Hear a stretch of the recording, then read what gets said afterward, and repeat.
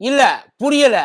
இப்ப இந்த கூட்டணி என்னத்த கிழிச்சிருச்சு பீகார்ல அப்படின்னு சொல்லி, இவைங்க தான் மறுபடியும் எங்களுக்கு வேணும்னு அடம் புடிக்கிறாங்கன்னு யார்றா சொன்னது? அப்படின்னு பார்த்தோம் அப்படின்னா, இந்த எக்ஸிட் போல் சொல்லுது. அதாவது பீகார் மக்கள் மறுபடியும் இந்த என்டிஏ கூட்டணி தான் எங்களுக்கு வேணும் அப்படின்னு சொல்லி ஒத்த கால்ல நிக்கிறாங்களாம்ப்பா. இந்த எக்ஸிட் போல்னு ஒண்ணு சொல்லுவாங்க. இந்த எக்ஸிட் போல்ன்றது நம்ம நாட்டுல மட்டும் தான் இன்னும் உசுரோட இருக்கு. கூடுமான வரைக்கும் மோஸ்ட் ஆஃப் த கண்ட்ரில கொன்னு புதைச்சிட்டாங்கன்னு வைய. உங்களால ஏகப்பட்ட கலவரம் ஆகுது எக்ஸிட் போல்னு ஒண்ணு சொல்லி. இனிமே இந்த எக்ஸிட் போல இங்க நீ எடுக்கவே கூடாதுன்ட்டாங்க. ஆனா நம்ம மட்டும் தான் அத வச்சு மெயின்டெயின் பண்ணிட்டு இருக்கோம். அது ஆக்சுவலி வந்து அந்த எக்ஸிட் போல்ன்றது சரியா இல்ல. நீங்க வேணா செட்டிங் போல்னு வச்சுங்க. செட் பண்றது. இப்ப எதுக்காக இந்த எக்ஸிட் போல எடுத்து அடிக்கிறாங்க? அதாவது எலெக்ஷனுக்கு முன்னாடி அடிச்சா கூட பரவாயில்ல. அது மனசு மாறுறதுக்கு ஏதாச்சும் வாய்ப்பு இருக்கு. போட்டதுக்கு அப்புறம் எதுக்குடா இந்த எக்ஸிட் போல போடுறாங்க? ஏன்னா மறுபடியும் யாரும் போய் ஓட்டு போட போறது இல்ல. முடிஞ்சது முடிஞ்சு வச்சுமே ரிசல்ட் மட்டும்தான். இப்ப நாளைக்கு ரிசல்ட் பீகார்ல. இப்போ ஏன் அந்த எக்ஸிட் போல நடத்துறாங்கன்றது தெரியுமா? உங்க மைண்ட கழுவுறது. அதான் திடீர்னு வந்து ஏன் இவங்கெல்லாம் ஜெயிச்சுட்டாங்கப்பா, இவ்வளவு ஓட்டு வாங்கிட்டாப்பான்னு சொன்னா திடுக்குன்னு இருக்குமா இருக்காதா? ஏய் எப்புட்றா நாங்க தான் உங்களுக்கு ஓட்டே போடலையே அப்படின்னு ஒவ்வொருத்த மனசுக்குள்ளேயும் வரும். அத அந்த மாதிரியெல்லாம் கேள்வியெல்லாம் வந்துடக்கூடாது. நம்ம சொல்றத அவங்க நம்பணும். நம்பல அப்படின்னாலும் எதிர்த்து ஒருவேளை நடந்திருக்குமோ அப்படின்ற ஒரு நினைப்பு உள்ளுக்குள்ள வரணுன்றது தான் அந்த எக்ஸிட் போலுன்றது. இப்ப இந்த ஓட்டு போடுறதுக்கும் அந்த ஓட்டை எண்றதுக்கு இடையில ஒரு கேப் இருக்கு பார்த்தீங்களா? அந்த கேப்ல எவ்வளவு பெரிய கேப் மாதிரி வேலையை பார்த்துருக்காங்க அப்படின்றத இப்ப மேப்பை போட்டு காமிக்க போறோம். பார்த்துருவோமா?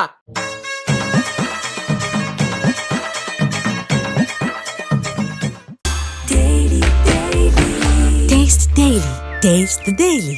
டயா பூஸ்டர் சுகரை கண்ட்ரோல் பண்ணும், உங்க ஆரோக்கியத்தை மீட்டு தரும். சர்க்கரையை கட்டுப்படுத்துறதுக்கான எளிமையான வழிமுறை, இயற்கையான வழிமுறை. அனைத்து மருந்து கடைகளிலும் கிடைக்கும். மதியம் வணக்கம். இது மதியம் தர்பார் கூத்தாடி கோப்பு. இந்த டெல்லி கார் வெடிப்புக்கும் பீகார் எலெக்ஷனுக்கு ஏதாச்சும் ஒரு லிங்க் இருக்குமா அப்படின்னு சொல்லி எல்லாரும் வந்து ஒரு யோசனையில இருக்கிறாங்க. ஆனா எனக்கு என்ன யோசனையா இருக்குன்னா, இந்த டெல்லி சம்பவத்தை வச்சு இந்த பீகார் எலெக்ஷனுக்கு நமக்கு இடையிலான எல்லா லிங்கையும் கட் பண்ணிட்டாங்களோ.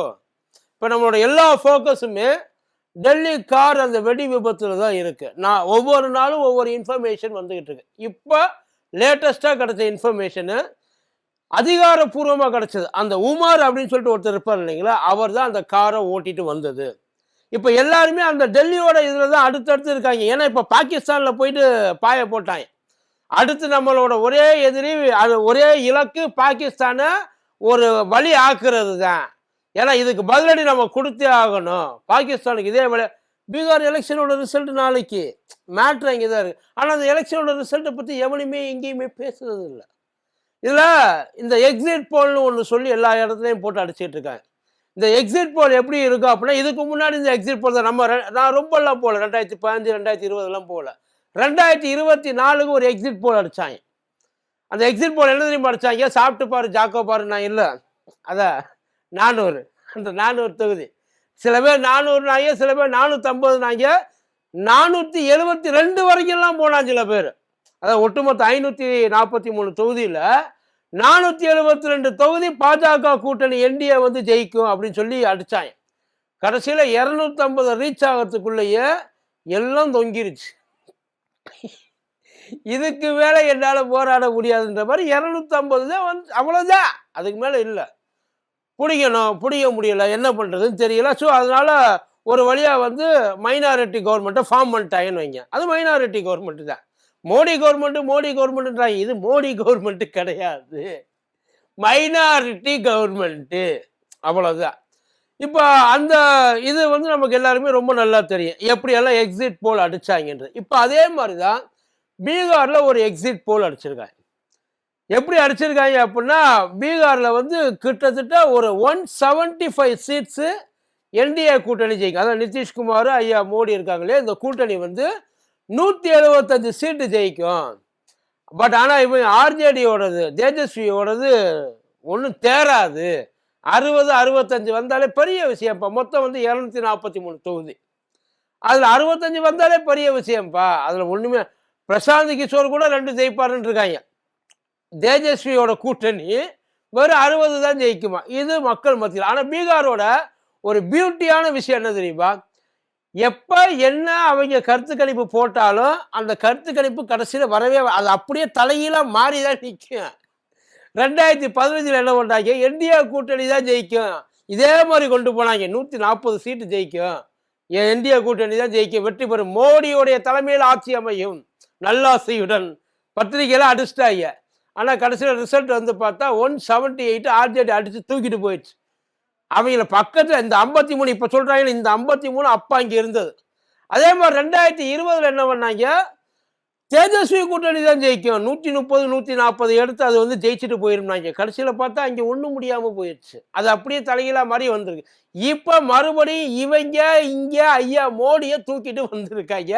எப்படி ரிசல்ட் வர, நான் சொல்றது வந்து இதுக்கு முன்னாடி நடந்தது. இப்ப என்ன நடக்க போகுதுன்றது நமக்கு தெரியாது, எண்ணும் போதுதான் தெரியும்.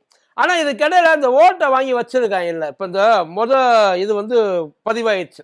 இந்த முதல் கட்ட தேர்தல் அந்த 6ஆம் தேதி நடந்த தேர்தல் பதிவாயிடுச்சு.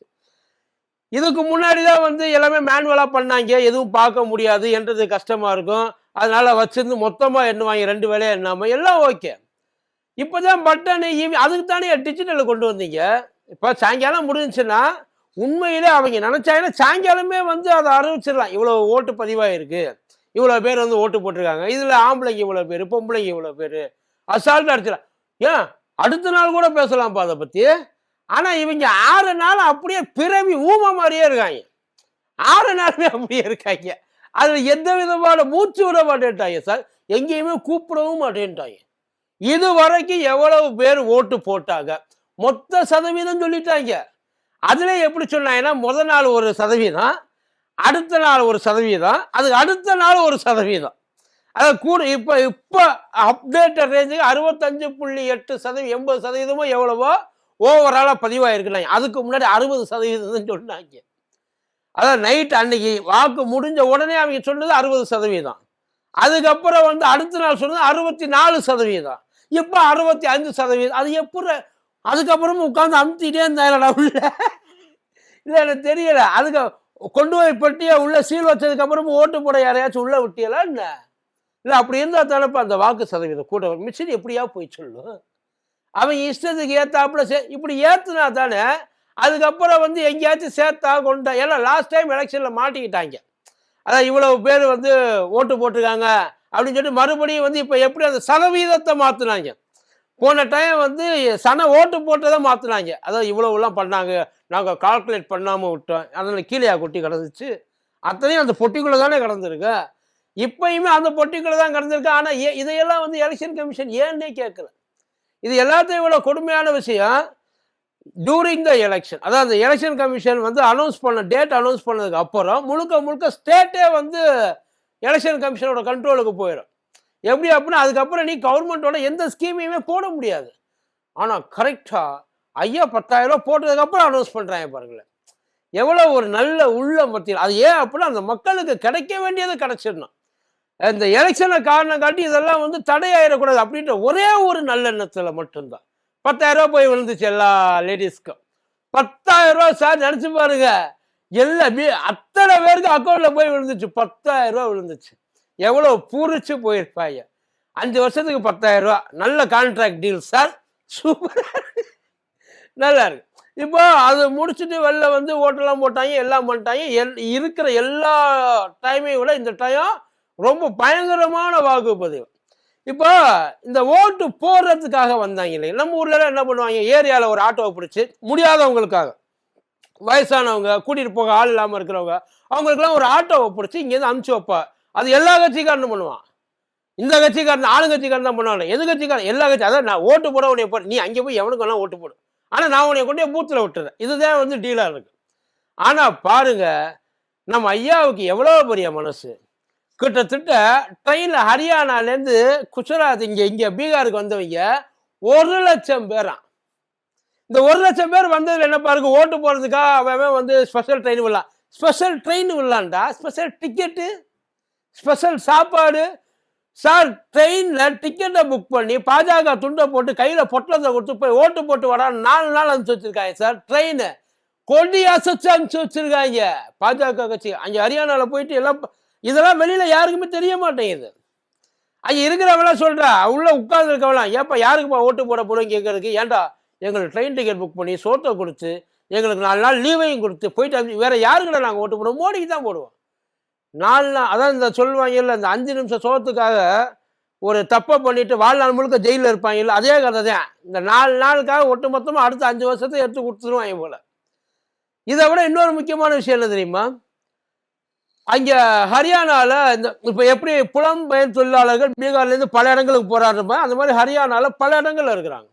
கிட்டத்தட்ட லட்சக்கணக்கான மக்கள், பீகார் மக்கள் ஹரியானாலையும் இருக்கிறாங்க. ஏன்னா அது வந்து டெக்ஸ்டைல் ஜோன், அது பயங்கரமான அந்த நூற்பாலையெல்லாம் வேற லெவல்ல இருக்காங்க. அதனால அங்கே வேலை வைப்பாங்கன்னு வைங்கள, அவங்க அத்தனை பேருக்கும் அந்த ஓனர்ஸ் இருக்காங்கல்ல கூப்பிட்டு, இந்த 1,00,000 பேரும் போனாங்கன்னா அவனுக்கு 4 நாள் சம்பளத்தை நீ பிடிக்கக்கூடாது. 4 நாள் சம்பளத்தை நீ பிடிச்சினா உன்னைய வைக்க மாட்டேதுக்கு அப்புறம் திரும்ப நீ இதை ஓப்பனே பண்ண முடியாது. பார்த்துக்க, இருந்த இடம் தெரியாம ஆக்கிடுவேன்ற மாதிரி அந்த தொழில் அதிபர்கள் இருக்காங்க, அவங்க கூட பேச்சுவார்த்தை நடத்திருக்காங்க. இதுல இன்னொரு முக்கியமான விஷயம், போனவே ஒருவேளை 4 நாள்ல திரும்பல, 8 நாள்ல திரும்புறேன் அப்படின்னா அவனை நீ வேலையை விட்டு தூக்கக்கூடாது, அவன் சம்பளத்தையும் நீ பிடிக்க கூடாது, அவன் வர்ற வரை நீ வெயிட் பண்ணணும்னு இருக்காங்க சார். இது நடந்திருக்கு. இந்த ஒப்பந்தம்லாம் போட்டு தான் உள்ள போறாங்க. இது அத்தனையும் தேர்தல் கமிஷனுக்கு தெரிஞ்சே நடந்தது. ஒன்றும் இல்லைப்பா, எலெக்ஷன் டைம்ல விளம்பரம் பண்ணக்கூடாது, தெரியுமா தெரியாது? நான் சாதனைகளை விளம்பரம் பண்ணக்கூடாது, அதான் அந்த பிரச்சாரம் பண்ணக்கூடாது. முக்கியமா ஓட்டு போறதுக்கு ஒரு நாளைக்கு முன்னாடி ஐயா மோடி பக்கத்துல விளம்பரத்தை கொடுத்து வச்சிருந்தாப்ல பீகார்ல, கேட்டாங்களா என்ன? இது மாதிரி எல்லா பல வேலைகள் உள்ளுக்குள்ள நடந்திருக்குப்பா. இப்பயுமே ஒன்றும் இல்லை, இன்னொரு முக்கியமான ஒரு விஷயம், தேஜஸ்வி கடந்து கத்திக்கிட்டு இருக்காரு, நாளைக்கு நம்ம கத்துவோம். அதுக்காக சொல்றேன், அந்த ஓட்டு பெட்டியெல்லாம் வச்சிருந்தாங்க இல்லையா, அந்த இவிஎம் மிஷின்ஸ், அந்த இவிஎம் மிஷின்ஸுக்கு உள்ள ஒரு லாரி போயிட்டு வந்திருக்கு. எல்லாத்தையும் இறக்கி சீல் வச்ச இடத்துல ஒரு லாரி உள்ள போயிட்டு வந்திருக்கு. லாரிக்குள்ள யார் இருந்தா, என்ன இருந்துச்சு, உள்ள போயிட்டு என்ன பண்ணாங்க, ஒரு இளவும் தெரிய மாட்டேங்குது. இவன் ஏன் இந்த எக்ஸிட் போல் அடிக்காம பார்த்தீங்கன்னா, அதில் என்ன ஒரு பெரிய கொடுமை அப்படின்னா, 121 அந்த ஃபர்ஸ்ட் முதற்கட்டத்தில் 50 சீட்டு மினிமம் ஜெயிக்கும்னு நாங்கள் தேஜஸ்வி. ரெண்டாவதுல இந்த 122 இதுக்கு நடந்துச்சு இல்லையா, அதுல 20 தான் ஜெயிக்குன்ட்டாங்க. ஸோ இதுதான் அந்த எக்ஸிட் போலுக்கான ஒரு முள்ளமாரித்தனத்தை அங்கே எங்கே செட் பண்ணுறாங்க அப்படின்றது தான், வேற எதுவுமே கிடையாது. இதுல தான் அவங்க 60 தாண்டாது, 70 தாண்டாது, 70க்கு மேல ஒண்ணு கூட வர முடியாது, மொத்தமா அடிவாங்க. அந்த அளவுக்கு அப்படி என்ன பெரிய பீகார்ல புரட்சியை இவங்க பண்ணிட்டாங்கன்னு தான் தெரியல இந்த 5 வருஷத்துல. உண்மையிலே அப்படி எல்லாத்தையும் முன்னுக்கு கொண்டு போயிட்டா. அட்லீஸ்ட் ஊர்ல இருந்து இந்த 5 வருஷத்துல எவனாச்சும் ஒருத்தன் வெளியில போக, 5 வருஷத்தை விட்டு லாஸ்ட் வருஷம் போகாம இருந்தாங்களா, அதுக்கு ஏதாச்சும், அதுக்கு மினிமம் எதுக்கு போறான், எல்லாம் வெளியில போயிட்டு காரு பங்களா வீடு வாங்கி செட்டில், சோத்துக்கு வழி இல்லாம போறேன். அதான உண்மை. அங்க இருந்தா என்னால 3 வேளை நிம்மதியா திங்க முடியல, என் பிள்ளையெல்லாம் பட்டி கடை. இந்த லட்சணத்துல எப்படி உங்களை நம்பி மறுபடியும் கூப்பிட்டு உட்கார வைப்பாங்க? என்ன எக்ஸிட் போல் எடுத்தாங்க அது அப்ப எனக்கு தெரியல. உங்களுக்கு வந்து நீங்களும் சொல்லுங்க. நன்றி.